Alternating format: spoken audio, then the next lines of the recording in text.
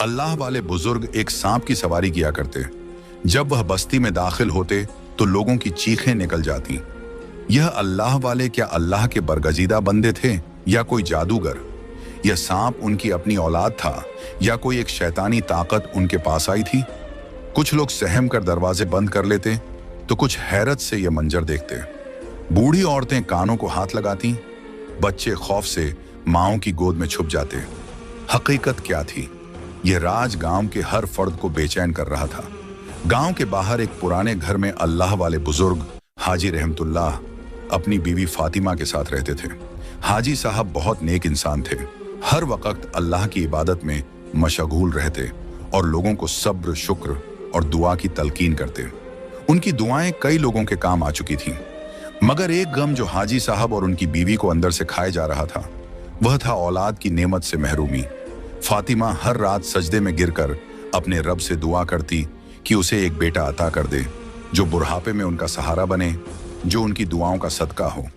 मगर साल हा साल गुजर गए और उनकी झोली खाली ही रही। गांव वाले अक्सर हाजी साहब का मजाक उड़ाते।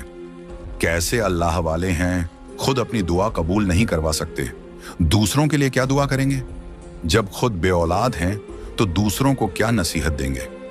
ये तंज हाजी साहब के दिल को चीर देते, मगर वह चुपचाप मुस्कुराकर सब्र कर लेते।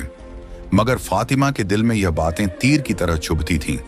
वह दिल ही दिल में रोती और मजीद शिद्दत से अल्लाह के हुजूर गिद्दगिद्दाती। एक रात जब चांदनी अपने जोबन पर थी, हाजी साहब तहज्जुद के लिए उठे। उनका दिल बहुत बोझल था। उन्होंने सजदे में गिरकर रोते हुए दुआ की, ऐ मेरे मालिक, अगर औलाद मेरे नसीब में नहीं लिखी तो मुझे सब्र अता कर, और अगर लिखी है तो अपनी रहमत से मुझे नवाज दे। अगली सुबह फातिमा ने खुशी खुशी उन्हें बताया कि वह उम्मीद से हैं। हाजी साहब के चेहरे पर मुस्कुराहट आ गई, उनकी आंखों में खुशी के आंसू थे।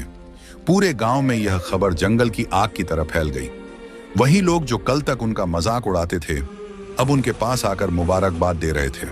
वक्त गुजरता गया, फातिमा की तबीयत बोझल होने लगी, मगर उसके चेहरे पर एक अजब नूर था। ऐसा लगता था जैसे अल्लाह ने उसके दिल की दुआएं कबूल कर ली हों। फिर वह दिन आया जब फातिमा के लिए गांव की दाई बुलाई गई। दाई का हाथ कांपने लगा जब उसने देखा कि फातिमा के बतन से एक इंसान की जगह एक सांप ने जन्म लिया है। दाई की चीखें निकल गईं, वह खौफजदा होकर पीछे हट गई। ये क्या पैदा हुआ है? फातिमा ने कमजोरी के बावजूद अपने हाथ आगे बढ़ाए। उसने देखा कि वह एक सियाह चमकदार सांप था जो नरमी से उसके बाजू पर रेंग रहा था। हैरतअंगेज तौर पर वह न तो जहरीला मालूम होता था